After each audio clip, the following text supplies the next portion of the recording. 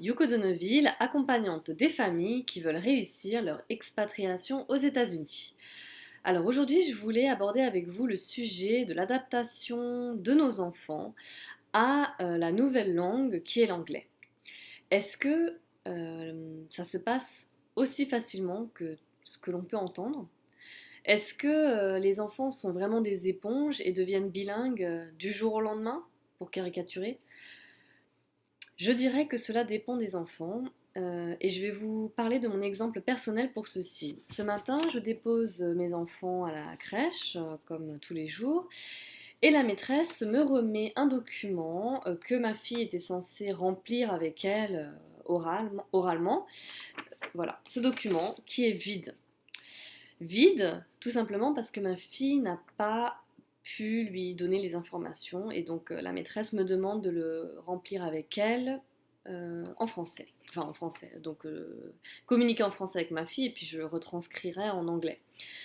Donc, euh, donc, euh, donc ma fille est en immersion complète depuis 1 an et je ne sais toujours pas évaluer si son anglais, si elle parle anglais. Bon, les maîtresses me disent toujours oh tout va bien, everything is fine, she understands.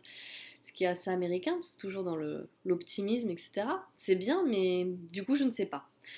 Donc je voulais en fait vous donner 3 conseils pour accompagner au mieux vos enfants dans cette adaptation. Donc mon premier conseil, ce serait vraiment de laisser le temps à vos enfants. Contrairement à ce que l'on peut penser, contrairement à ce que l'on nous dit tout autour de nous, euh, non, tous les enfants ne deviennent pas bilingues au bout de quelques mois.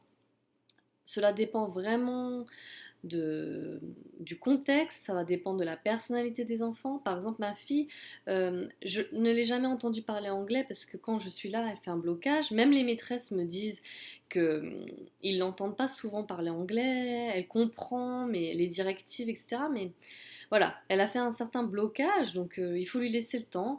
Et on dit souvent que plus les enfants sont petits, plus c'est rapide.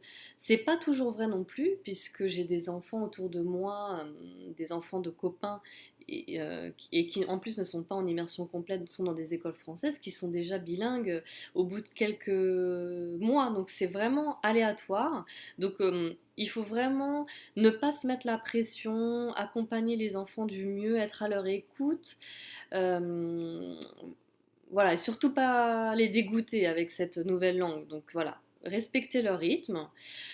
Mon deuxième conseil, ce serait de trouver des méthodes ludiques pour les accompagner, donc via des dessins animés, par exemple, moi je montre régulièrement des dessins animés anglais, enfin américains, et voilà, elle se plaint pas de ne pas comprendre, et voilà, elle aime bien ça. J'ai aussi décidé donc de la mettre 3 jours par semaine en crèche américaine, immersion complète. Donc je suis persuadée qu'elle absorbe en fait des mots et puis qu'un jour elle aura un déclic et que ça sortira quand elle voudra. Et puis bah, le challenge, c'est aussi de maintenir le français aussi en parallèle. Donc ne surtout pas abandonner le français en se disant je veux absolument qu'elle parle anglais. Non, non, justement, il est important de maintenir le français à la maison, donc c'est ce qu'on fait. Et puis l'anglais, c'est au daycare. Voilà. Et mon troisième conseil, le dernier, ce serait d'avoir vraiment foi en son enfant, de se dire il va y arriver, et bah moi, j'ai foi puisque j'ai vécu aussi l'expatriation au Japon pendant 9 ans. Je suis partie à l'âge de 6 ans, je parlais pas un mot de japonais. J'ai vraiment galéré, j'ai pleuré pendant des mois, mais aujourd'hui je suis bilingue, français et japonais. Donc j'ai vraiment foi en la capacité de nos enfants voilà, d'apprendre une nouvelle langue. Ça prend le temps qu'il faudra. Et c'est pas toujours facile pour eux, contrairement à ce que l'on pense. Donc voilà pour mes petits conseils. Et je voulais, bah, si jamais cette vidéo vous a plu, n'hésitez pas à la liker ou à me faire des commentaires. Je serais ravie d'échanger avec vous. Au revoir, have a great day!